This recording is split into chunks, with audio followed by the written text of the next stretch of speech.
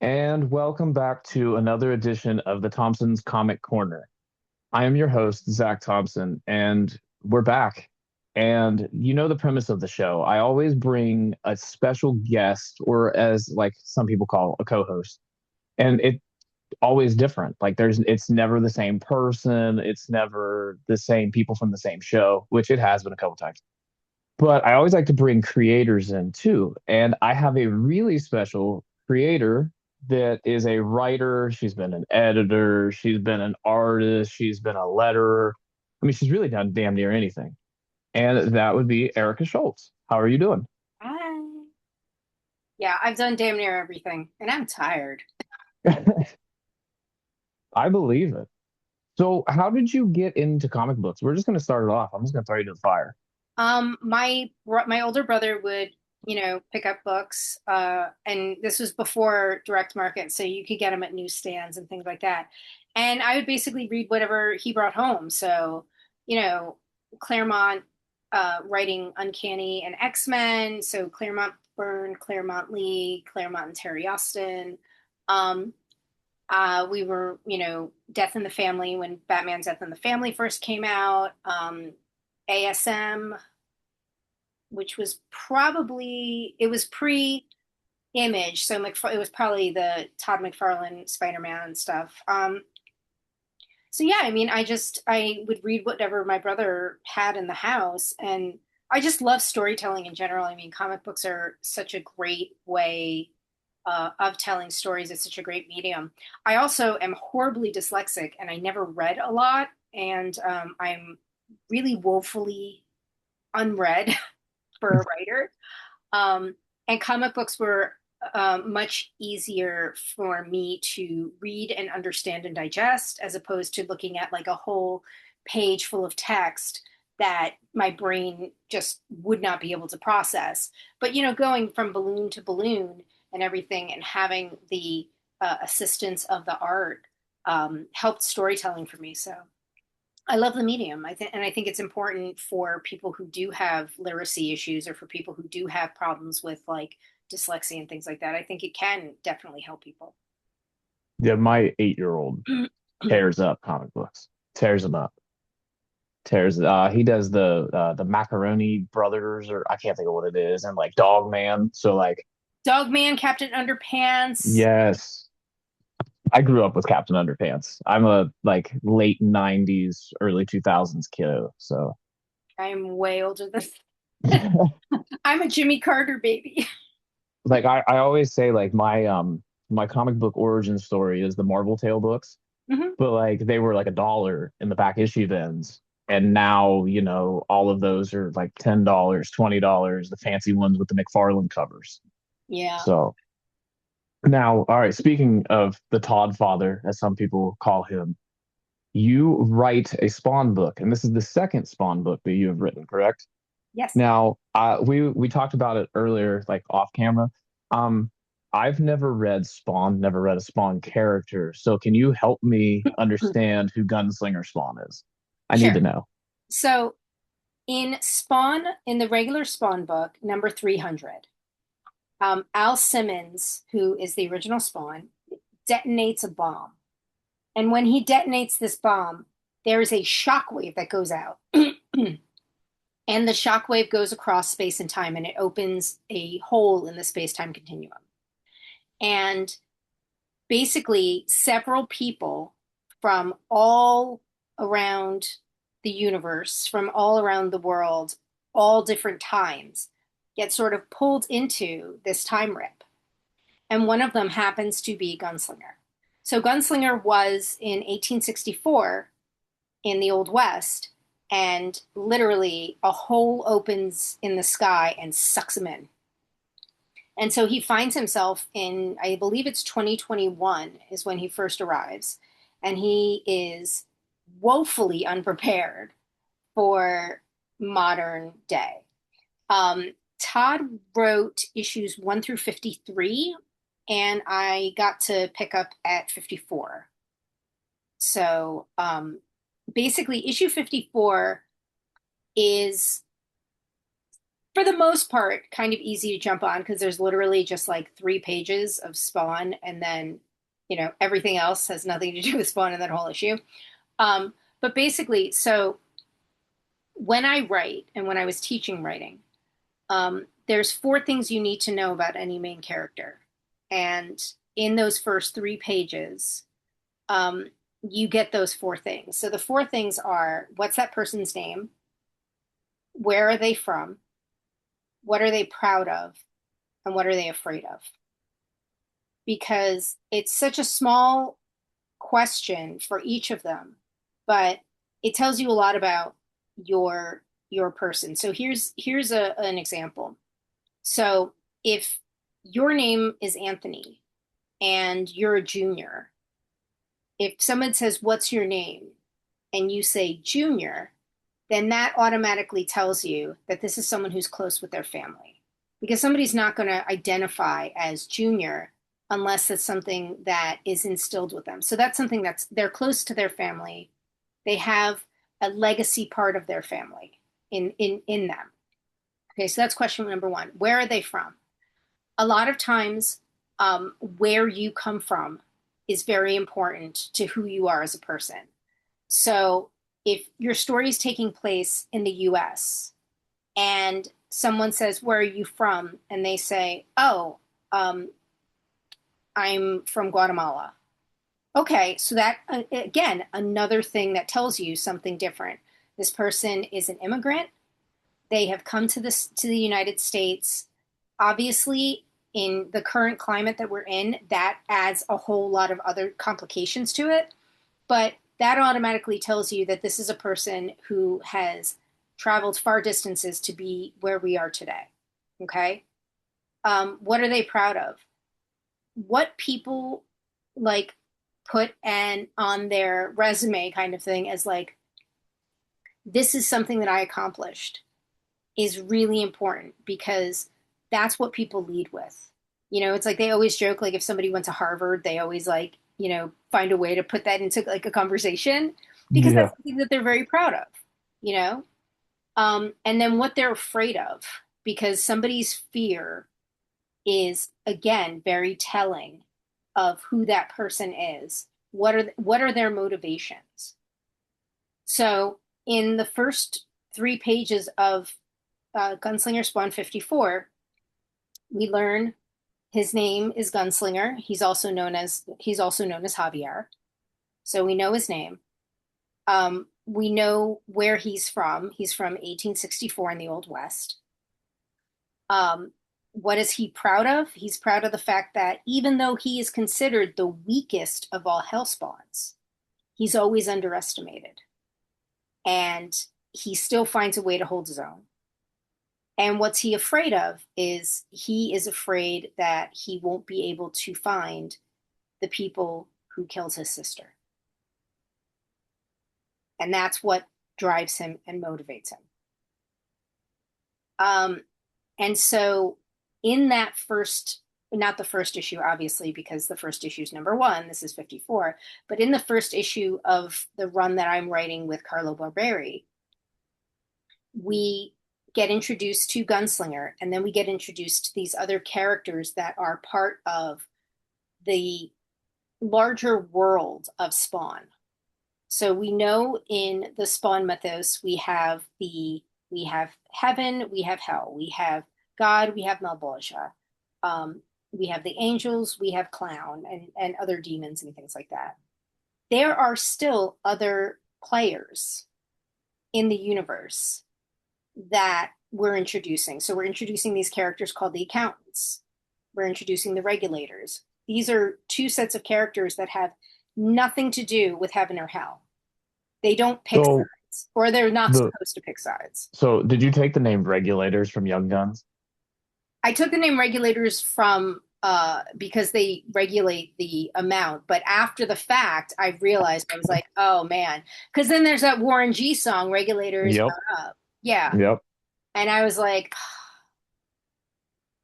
it was in the back of my head. It was probably more Warren G than Young Guns, but yeah.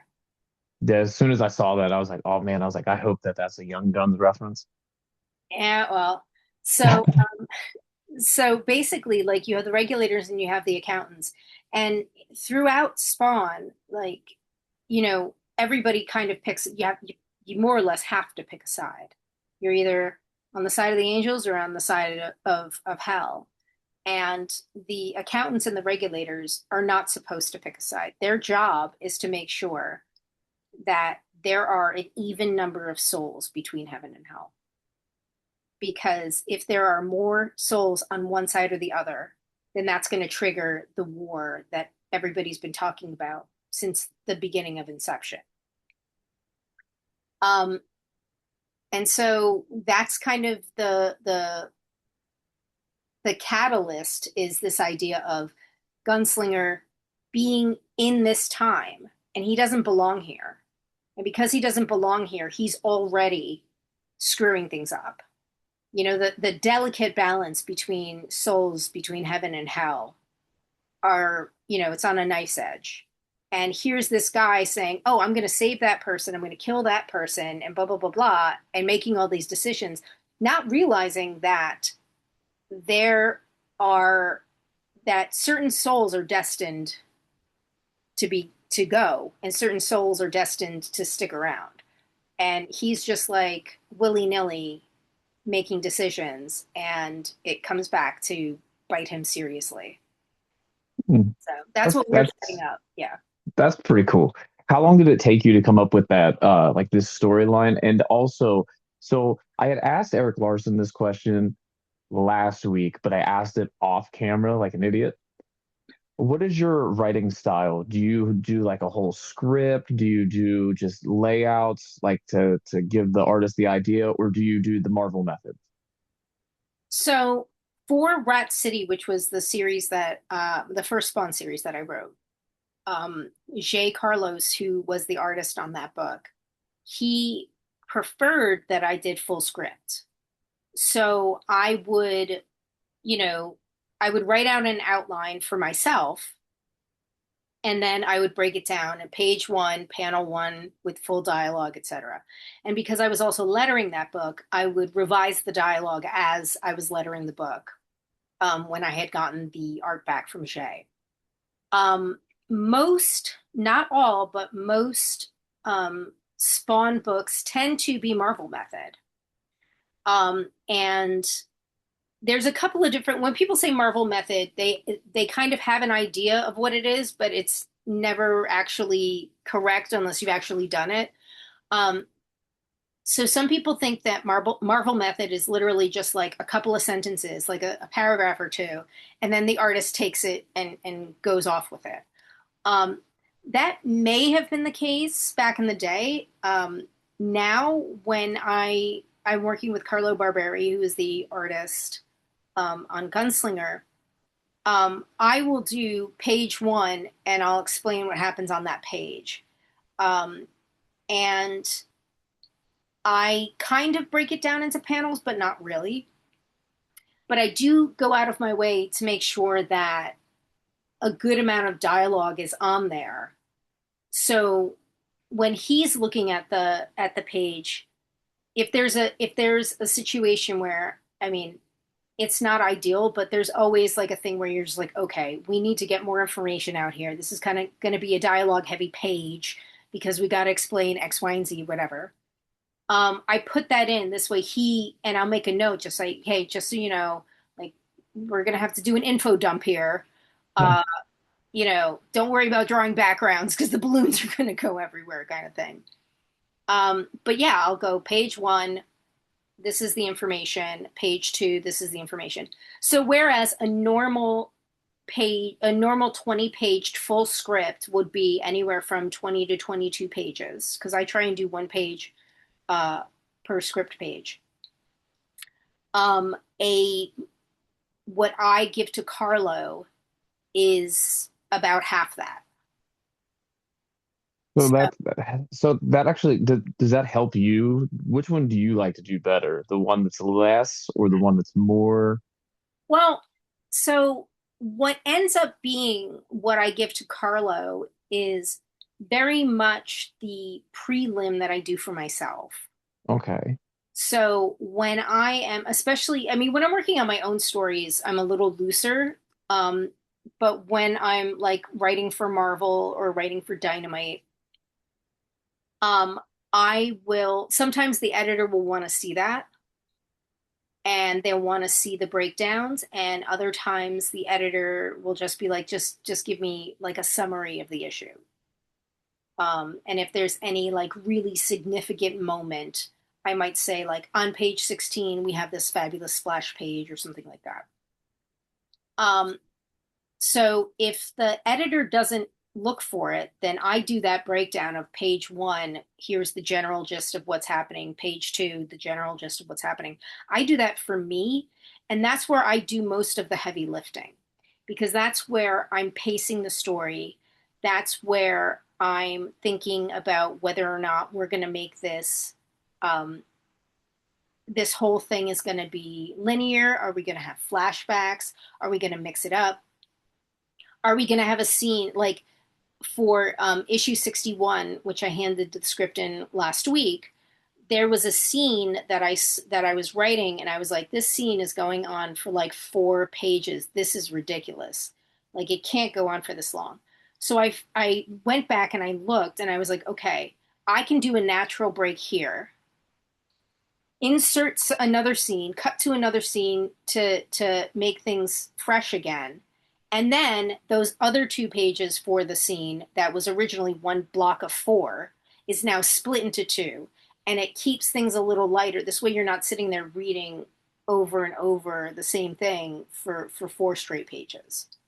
So seeing the book as a whole as just like pages as opposed to the minutia of the page and every single panel and all the dialogue, etc., that you would do in full script, it's a little looser in the sense that you can move things around easier.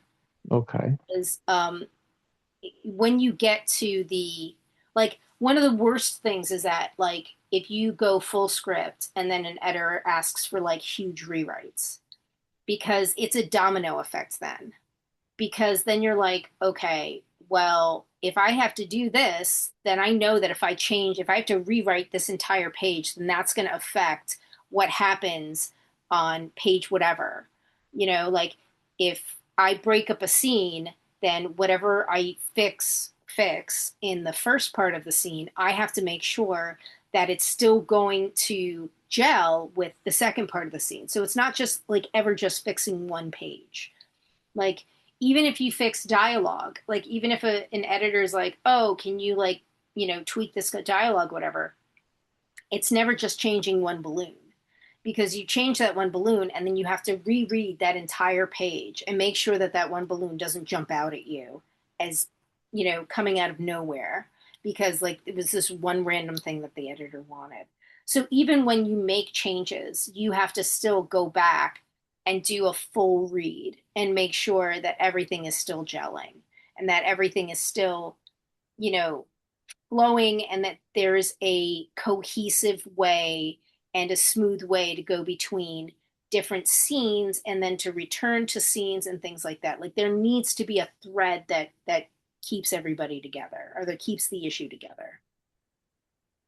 You just blew my mind with all that. That was really cool. Like for me, it's cool because like I just open the book and I just read it. Like I'm not the one writing it. I'm not the one drawing it. Like I'm not the one that has to redo something that the editor wants me to do. I Well, find that interesting. when I was a kid, like I didn't know that writing comics a was something that was a career. Like I would go to the shop and I would look, or I would, get the book from my brother and I would look, and it would be like this just came together magically. It just appeared in the universe, and the pipeline of creating comics, which is very specific and has to be done in a very specific order. Um, is something that a lot of times people don't understand how much goes into it. People can be very dismissive of the complex um, way that comics are put together in terms of storytelling. And not I'm not just talking about like the the physical layout of the comics and making sure that like your double page spreads are an even page and an odd page and things like that. Like I'm not even talking about that. I'm just saying like sitting down and pacing a story and things like that. I mean, I don't think people really understand that. And I also think that, it's really easy to dismiss comic books as just sort of like fodder and not actual literature or things like that. But then you get something like, like the Flintstones that Mark Russell had written, which is like elevated. You're thinking it's the Flintstones, it's just a throwaway book. And then you're reading this and you're like, oh my God, this is literature, you know? So I guess I'm an evangelist for comics. I'm very pro comics.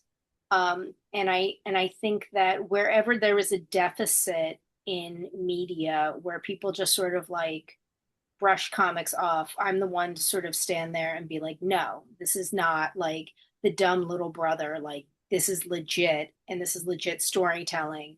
And just because you think that it's, kiddie stuff or whatever does not um, does not take away from the incredible work that people do, from the editors to the letterers to the inkers to the artists to the colorists, to the production artists. Like it's a lot of work. And I'm just, and as you said before, I've done all of those jobs. So I Yeah, know, which is really phenomenal to think about that you've done every job. yeah. And like that's really, I don't know, for me that's really cool. And like you don't see that very often. I don't think I've ever seen anybody that was an editor, a writer, an artist, an inker, a letterer. I've never seen it. And it's really neat. There are some graphic novel creators that do all of it. I don't know if they edit their own work as well. I personally don't think that you should edit your own work because I think that you have an internal bias that you can't turn off no matter how much you try.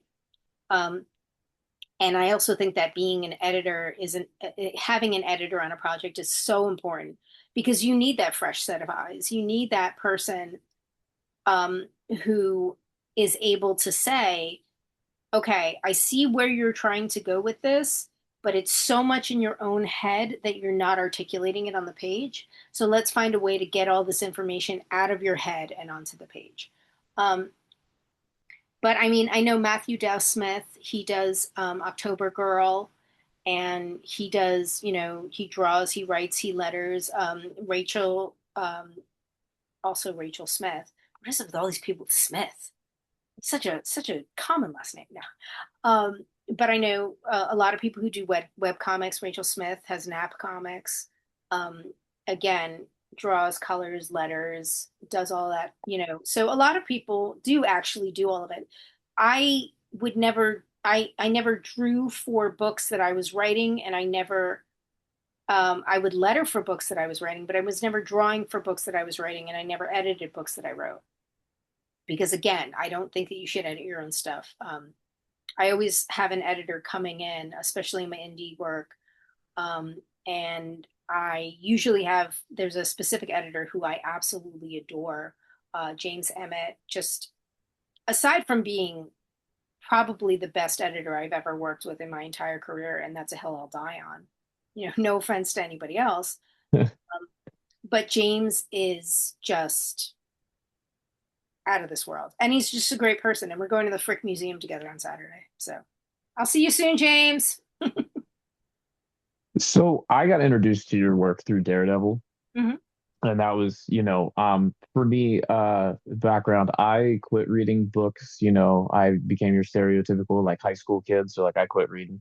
And then as I've gotten older and, I just don't care anymore. So I just like went back to my local comic book store in like 2022. And that was like Chip Zdarsky's Daredevil run. And he had just introduced Elektra as the other Daredevil, which was really cool. And he did a 4-issue miniseries. And it was pretty good. I don't I love Chip Zdarsky, so like for me it was pretty Chef did good. an amazing job on the design of the character. Yes. Phenomenal. Now, when how do I want to word this? When you went to Marvel And if you ever pitched a book, did you pitch the Daredevil Elektra story or did you pitch something else and they were like, here, we have Daredevil for you? Like, how does that work? That's So another question I should have asked Eric Larson too. Like now thinking about this, like having writers on here, I've learned from like the last couple episodes, which have not at this moment, they have not been published yet, but they will be here soon. So I mean, maybe you could maybe send him an email and be like, "Hey," and ask him, and then you can add that as a reading, like read an addendum to the episode. yeah. Yeah, because like I thinking about that, like how does that work? Like how because you work for so many different like you did Mad Cave, you've done Dynamite, you did according to my research, you did one story in DC, actually two, and one was with Neil Adams, which that was really cool, being a letterer.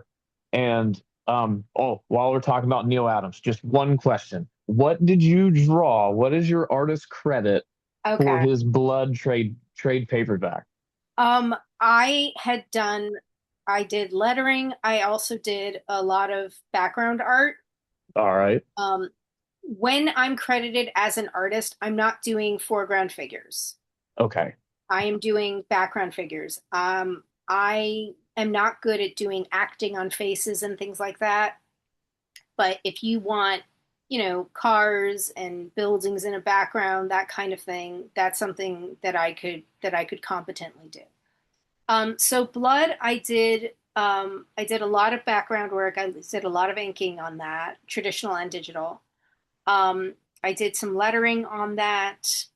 I did some color, like some, rudimentary color, and then any coloring that I would usually do at the studio, it would be I would do opacity, and then we had like a senior colorist, and then she would go over it and just kind of like zhuzh it up a little bit, and really just make it shine more. Corey, unfortunately, she passed away, but Corey was awesome. And I mean, that's basically what it was. And I helped put the book together, because it was when he had written it and when he was working on it, he was working on it out of order. So it's multiple chapters, and he was working on it out of order. And it's not like he was doing all of chapter 5 and then chapter 2. He would do like 2 pages of chapter 3, and then like the entirety of chapter 8, and then like a few.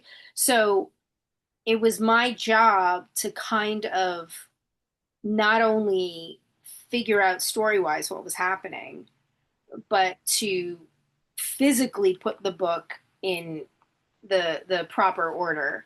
So then this way, when we delivered everything to Dark Horse, it it would actually be printed properly versus like, whoa, everything's all over the place. Um, so yeah, that's what I did for Blood. When I got the artist credit, I was genuinely surprised because usually for most of the things that I had worked on, like Batman Odyssey, the first X-Men, um, the Coming of the Superman, Blood, whatever. Most of the things that I had been credited as, I would be credited as Continuity Studios. I mean, I would be credited when I would letter things, but in terms of the inking and the coloring and things like that, it would always be like under Continuity Studios, which I was fine with because I worked at the studio for 7 years. I was, part of the crew. Um, but I think it was the editor of Blood. If I remember correctly, I think it was Patrick, who's the editor at Blood at Dark Horse at the time. And I had no idea. And then someone sent me a message that said, like, oh my God, like you got the artist credit? Because a lot of people knew that I had done background stuff, and I was always credited like with a bunch of other people under Continuity Studios. So the fact that I was called out on that, it was it was brought to my attention, and I was like, is this a mistake? I'm not going to say anything because if I say something, maybe Neil will want to take it away. That's what I'm saying. Like it caught me off guard because like I'm looking through and I'm like, all right, letterer, editor, writer, artist. Okay, wait a minute. So I thought that was really neat. I had to bring that like to like again, I listened to a bunch of interviews trying to like get like an idea of what to ask and what not to ask because I don't want to be the same guy that, constantly asking the same questions. So I thought that that was really interesting and wondered what you did as the artist. It was it was a bit of a shock, but at the same time, like it was kind of like a nice little like, huh, I am appreciated, like Sally Fields winning the Oscar. You do like me, kind of moment. So All right. So I cut you off on the last question. So like when you approached Marvel, what was your pitch? Like what did you say you wanted to work on and what did they give you? so my relationship with Marvel is very strange. So my first professional job was with Marvel, and it was in 2014. And I thought, I was like, awesome, I'm in. And then I didn't hear from them till 2018. And I got a Daredevil annual, and I was like, awesome, I am in. And then I didn't hear from them for another 3.5 years. So what I had done was, I'm a huge fan of the character Moon Knight. And I had heard through um, a retailer that that Marvel was going to be doing this Moon Knight Black, White, and Blood anthology. And I was like, oh, I got to shoot my shot. I love Moon Knight. So I sent a message to an editor who I knew. I knew she wasn't on this book, but I knew that she was always good enough to point me in the right direction. So I sent her a message and I'm like, hey, um, I don't think you're on this Moon Knight book, but I really want to pitch for it. It's like, from what I'm hearing, it's like a short, it's like only 10 pages or whatever, but I'd love to pitch, blah, blah, blah. And she's like, okay, Brevoort is handling those. And I'm like, oh crap. Because I mean, Tom Brevoort can be an intimidating person. So I sent him an email and I said, hey, you probably don't remember me. I worked on Daredevil with Sarah back in 2018. I worked on this book that was associated with an ABC TV show back in 2014. I heard about this Moon Knight thing. This other editor said that I should reach out to you, and I really love to pitch. So it was that like, all right, see what you got, kid, kind of thing. And because Moon Knight is a character that I wanted to work on, I already had stuff like in the pocket. So I start like pulling out story ideas, like what could I fit into 10 pages? And I, out of all of, Mark Spector, Stephen Grant, Jake Lockley, Jake is my favorite character out of that, group. And so I was like, I'd really love to do a story about Jake. My dad drove a cab in New York City in the 80s. And so I have this, love for Jake Lockley and driving the yellow cab in the city.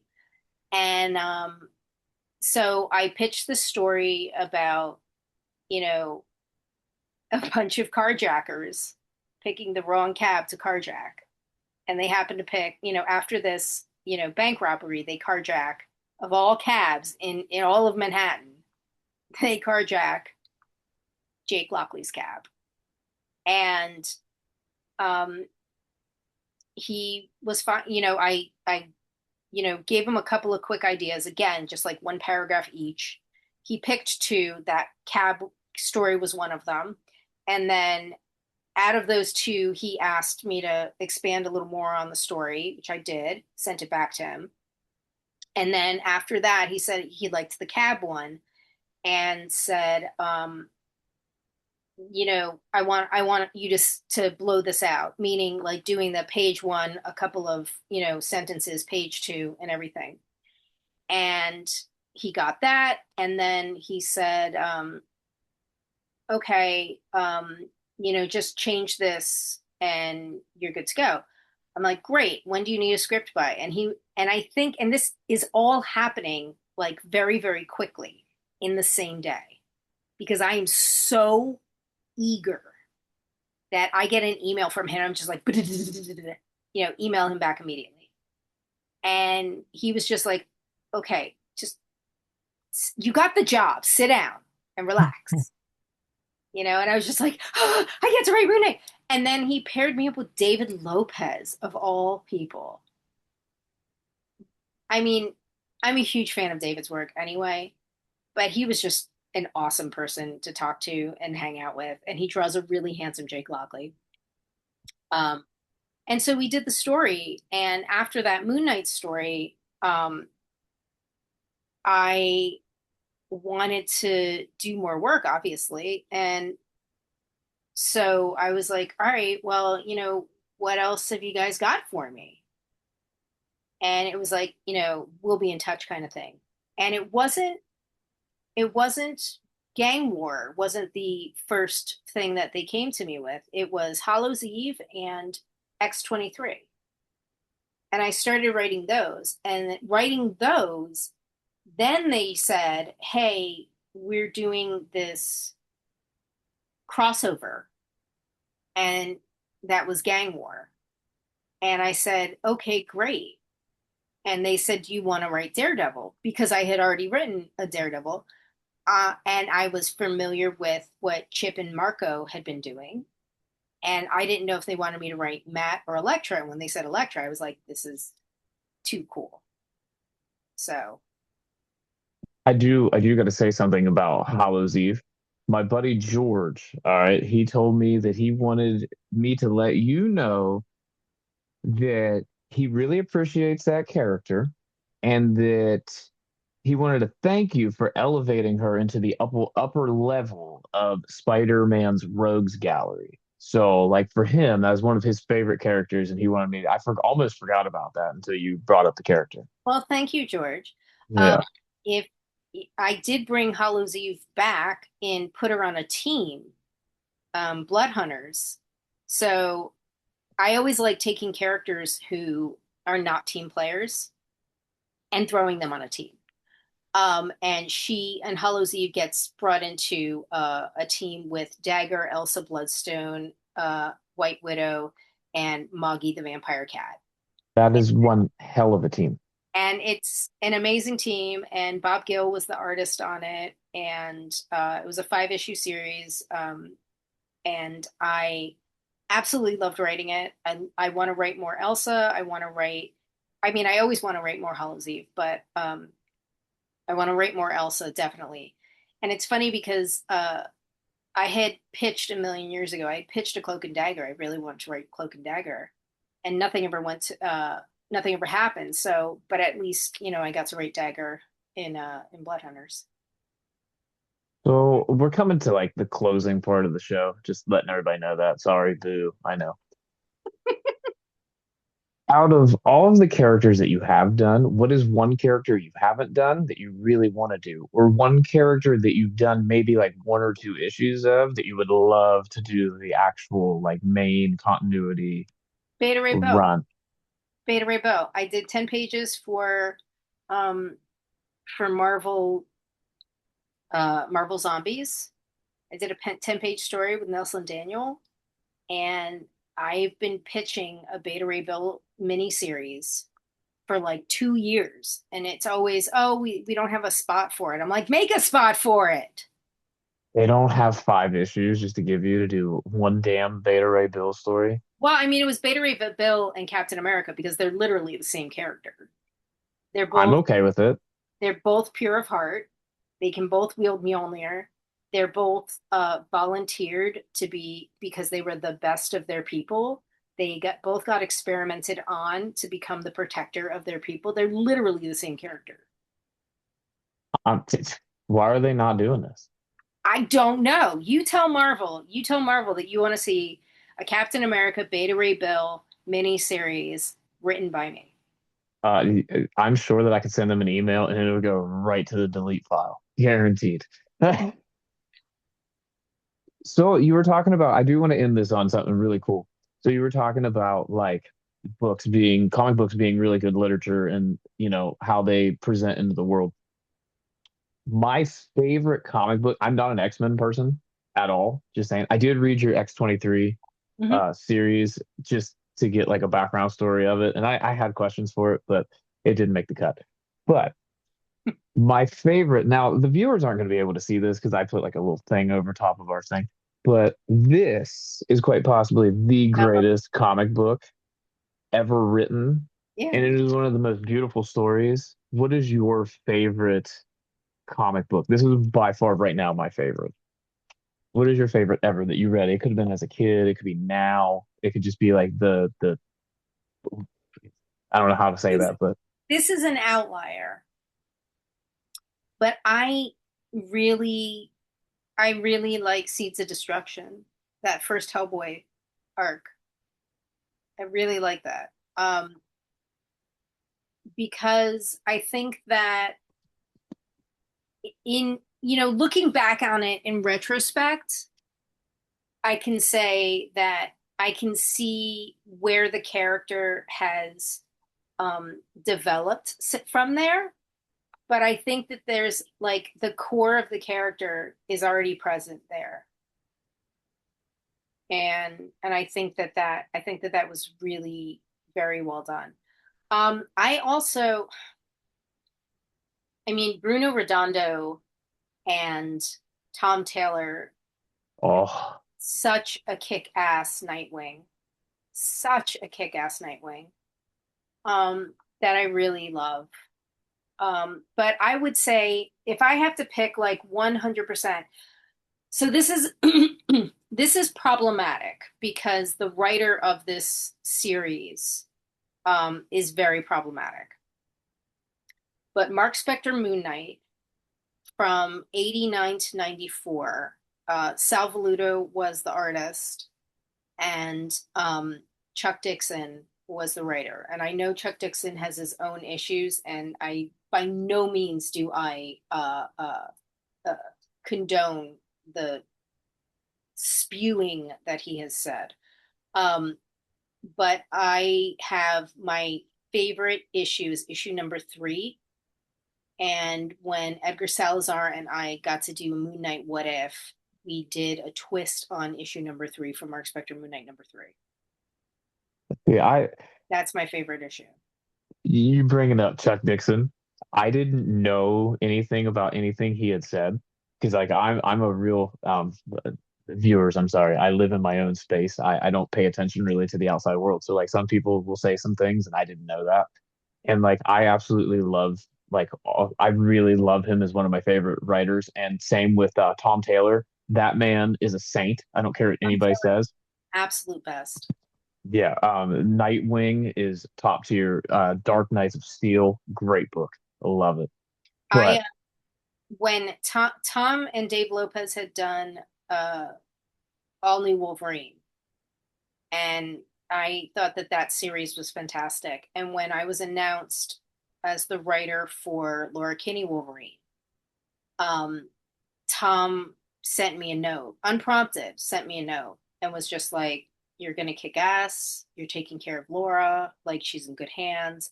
And it meant a lot just to know that that I had hit that he had my back. And when there was some, internet discourse or whatever, and I'm not going to say people came for me because look, I'm a bitch from Jersey. You want to come, you better not miss. All right. Um, but there were some people that got a little snippety snips on online, and my whole thing is like, then don't buy the book. If you don't like me, don't support me. If you don't like the book, don't buy the book. Like I don't know what you want from me. most of the people that do that, they don't even read the damn book. And that's Exactly. the Well, thing that's like really frustrating. but Tom was like the first one in those comments, like shutting people down. And I was like, you don't waste your time on these people. But he was without anything. He was just like, you leave Erica alone. This book is amazing. Like Giada's art is fantastic. Rochelle's colors are fantastic. The stories are fantastic. Like you all need to just shut the hell up. And yeah, Tom Taylor is a genuinely good human being. So That makes it even better. I've literally shouted that guy out on social media like 3 times, and he's answered me all 3 times. So like, I would love to get him on this show, but he lives in in the where's it? Australia, it might be difficult. Yeah, The time difference, yes. yeah. I mean, I will definitely be up at 6:30 in the morning on a Saturday to do that. I don't know. So I mean, reach out to him. I mean, although there are a bunch of conventions that he's going to. So, I mean, maybe he'll be at a convention that you're at. that would be sweet. And even if Well, it's like a quick interview, there you go. that's something that I should have done the first time I went to a convention. I didn't do that because I was like, man, I don't want to be that weird guy. Be like, hey man, you got 10 minutes? Like, Listen, trust me, there are far weirder people. You're at a convention, like it's funny. So there's a convention that um I went to. I'm not going to mention which one, but there's a convention that I went to that is really known for being like different. And that's compared to comic conventions in general. So that's already setting the bar. And I I was at this convention and I was like, I'm a weirdo, but I am not weird enough to be here.